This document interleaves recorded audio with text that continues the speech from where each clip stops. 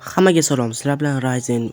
Bugungi videorolikimizda sizlar bilan birgalikda iPhone 8 Plus 2025-yilda olishga arziydimi va PUBG Mobile'da o'zini qanday ko'rsatib beradi, shu haqida gaplashib o'tamiz. Video boshlashimizdan oldin videomizga like bosib, kanalga obuna bo'lish esdan chiqmasin. Bu mening birinchi videom bo'lgani uchun ozgina hayajonlanyapman. Shuning uchun e'tibor bermaysizlar.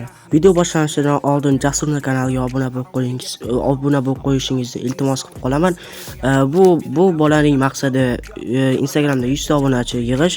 Shuning uchun kelinglar bunga yordam beramiz. Kanal silkasi video opsiyasida va kommentariyasida bo'ladi. Kelinglar birinchi bo'lib xarakteristikasiga to'xtalib o'tsak. Display IPS LCD 5/5 dyum. Lekin nimaga buni display kichkina emas-ku, adashmayapsanmi deyishinglar mumkin. Yo'q, adashmayapman. Eski iPhone'larning chekkalari qirrali, ya'ni katta bo'lib ishlab chiqarilgani uchun sizga kattaroq tuyuladi. Aslida esa 5/5 dyum, ya'ni kichkina. Shuning uchun sizlar o'yinda iPad TUF'ga yaqin holatda o'ynaysizlar. Piksellar soni 1920 ga 1080, 401 ppi. Kamera orqa kamerasi 12 megapiksel, oldi kamerasi esa 7 megabit sekund. 1080p video ola olasiz. Batareykasi 2691 mAh. To'g'ri, juda ham kichkina eshitilishi mumkin, lekin shunchaki oliy, ya'ni gaplashish uchun ishlatsanglar 21 soatgacha chidab bergan ekan. Internetda o'tirsalar esa 13 soat chidab bergan ekan. Video ko'rsalar esa, ya'ni YouTube'da video yoki bironta bir kino ko'rsalar esa 14 soatgacha chidab bergan ekan. Musiqa eshitgan holatda esa 60 soatgacha chidab bergan ekan. 30 minut ichida 50% gacha to'ldirib bera olar ekan. Bilmayman, hozir ham shunaqa to'ldirib bera olarim, chunki hozirgi kunda juda ham ko'p ishlatilgan holatlar, juda даже sinib ketgan holatlari ham topilishi mumkin. 12 wattlik adapter alohida sotiladi ekan. Aloqa sensorlar bu qiziq emas. 3 nanometrlik jack yo'q, shovqinni kamaytiruvchi mikrofon mavjud. Operatsion tizimi chiqqanda iOS 11 bilan chiqqan va yuqori versiyalarni qabul quvvatlanish iOS 12 dan 16 gacha qo'llab-quvvatlanar ekan. Qo'shimcha xususiyatlari esa Touch ID, IP67, ya'ni suv va changga chidamli ekan. 1 minut 30 minutgacha suvda tura olar ekan. Lekin telefoninglarni agar iPhone 8 Plus bo'lsa, suvga tiqib ko'rmanglar, chunki sizlarniki ishlatilgan bo'lishi mumkin. Chiqarilgan sanasi esa 2017-yil 22-sentyabrda ishlab chiqarilgan, ya'ni taqdim etilgan va asosiy narxi, boshlang'ich narxi AQShda 64 GB modeli o'sha paytlari $799 bo'lgan ekan. Hozirgi kunda esa ancha arzonlashgan va 2020-yilda ishlab chiqarilish to'xtatilgan ekan. Xo'sh, endi PUBG Mobile'da necha FPS deydiganlar uchun bu telefonimiz PUBG Mobile'da 60 FPS ko'tara oladi. Stabil emasmi bilmayman, lekin menimcha stabil bo'lsa kerak, chunki ko'pchilik iPhone'larni hammasi stabil FPS ko'tara oladi. Даже 8 dan boshlab 60 FPS ko'tarilishni boshlagan. Va o'zimning maslahatlarimdan kelib chiqib aytadigan bo'lsam, yaxshi telefon, lekin agar turnirga kirmoqchi bo'lsanglar, ya'ni katta turnir masalan yoki kichkina turnirga bo'lsa ham kirmoqchi bo'lsanglar, iPhone 8 Plus maslahat bermayman. Kamida 11 dan boshlab kirsanglar bo'ladi. Chunki bu telefonimizni chiqqaniga даже 7-8 yil bo'layapti. Bir bunaqa qilib eplab kirib olsanglar ham uje zonani oxirlarida qotishi mumkin.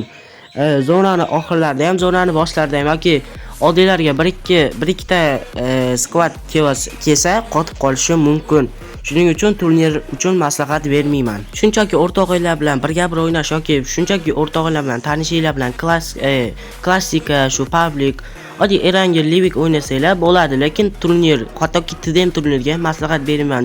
Nimaga? Chunki TDM turnirdagi odamlarning device sizlarnikidan 3 barobar, ya'ni 10 barobar, даже 100 barobar kuchli bo'lishi mumkin. 120 FPS bo'lishi mumkin. TDM turnir agar buni olgan ba'zi taqdirlarda ham sizlardan katta opit talab qilinadi. Ya'ni sizlarda katta opit bo'lishi kerak. 120 FPSlarni ham yuta oladigan opit bo'lishi kerak. Agar sizlarda bu opit yo'q bo'lsa, men sizlarga bu даже TDM turniriga ham olishni maslahat bermayman iPhone 8 Plusni. Chunki hozirgi kunda oddiy kablik uchun bo'ladi. Aytgancha stream qilish uchun esa eplashtirib stream qilsanglar bo'ladi. Kompyuter orqali yoki ikkinchi telefon orqali stream qilsanglar bo'ladi. Chunki lekin telefonni o'zidan stream qilsanglar bo'lmaydi. Chunki telefonga ko'p nagruzka, ya'ni ko'p yuk tushadi va telefoninglar o'sha sekin charchash bo'ladi, charchab qoladi. Oddiy PUBG, oddiy stream qilmay o'ynayotganinglar ham qochishni boshlaydi va ko'p maslahatim kompyuter yoki ikkinchi telefon, ko'pida ikkinchi telefon orqali stream qilishinglarni maslahat beraman. Va bu telefonimizda oddiy zava ko'tarish uchun olmoqchi bo'lsanglar, обязательно kuller olishinglar kerak. Chunki kullersiz liboy telefon qiziydi. Bironta bir Androidlar qizimasligi mumkin, lekin iPhone'lar ko'pi qiziydi. iPhone 8 Plus hattoki 7 ham 6 ham qiziydi. Shuning uchun kuller olishinglarni maslahat beraman. Hozirgi kundagi iPhone 8 Plus'larning holatidan kelib chiqadigan bo'lsak, o'yin o'ynash uchun taxminan 1 soatlarga yetsa kerak. Ko'pi bilan 1,5 soatga yetsa kerak. Chunki hozirgi kunda juda ham ko'p ishlatilgan holatlar bor. Deyarli yangi holati yo'q. iPhone 13 da ham yangi holati yo'q hozirgi kunda. Xullas 1-2 soat, 1,5 soat o'ynasanglar bo'ladi bu telefonimizda PUBG Mobile'ni. Va agar zaryadga qo'yib o'ynamoqchi bo'lsanglar, original zaryadkich qo'yib o'ynashinglarni maslahat beraman yoki kuller bilan o'ynashinglarni maslahat beraman. Chunki kuller bilan o'ynasanglar telefon qizib ketmaydi va yomkistlar ham tezda tashlab yubormaydi. Va bu iPhone 8 Plus'larning hozirgi kundagi narxi taxminan emas, O'zbekistondagi narxi 1,300,000 so'mdan 1,5 million so'mgacha, ya'ni 1,300,000 so'mdan 1,500,000 so'mgacha. Narxlar viloyatlar va shaharlarga qarab o'zgarishi mumkin. Sizlar o'z viloyatingizga yoki o'zingizlarga yaqin turgan bozoringizga qarab ko'ringlar. Balki u yerda arzon yoki balki u yerda qimmatdir. Shunga qarab olishinglarni maslahat beraman. Bu telefonni olishni maslahat beramanmi, yo'qmi? Agar shunchaki zava ko'tarmoqchi bo'lsanglar, ya'ni o'rtoqlar bilan public yoki birga bir shunchaki o'rtoqlar bilan birga bir o'ynamoqchi bo'lsanglar, maslahat beraman. Yaxshi telefon. Agar yo'q, men turnir o'ynayman, TDM turnir, klassika turnir o'ynayman desanglar, maslahat bermayman. Maslahat berishim mumkin. FPS-ni sun'iy ravishda oshirib olib, turnirlar o'ynasanglar bo'ladi. FPS-ni sun'iy ravishda oshirish haqida video chiqarishimni xohlasanglar, shu videoga 50 ta yoki 100 ta like yig'sanglar, keyingi videoyimiz FPS-ni oshirish haqida bo'ladi. Sizlar bilan qisqa vaqt ichida Ryzen bo'ldi. Keyingi videolarda ham shunday gaplashib o'tirish nasib qilsin. Hech qachon harakatdan to'xtamanglar. Bu videoni ko'rganlar uchun rahmat.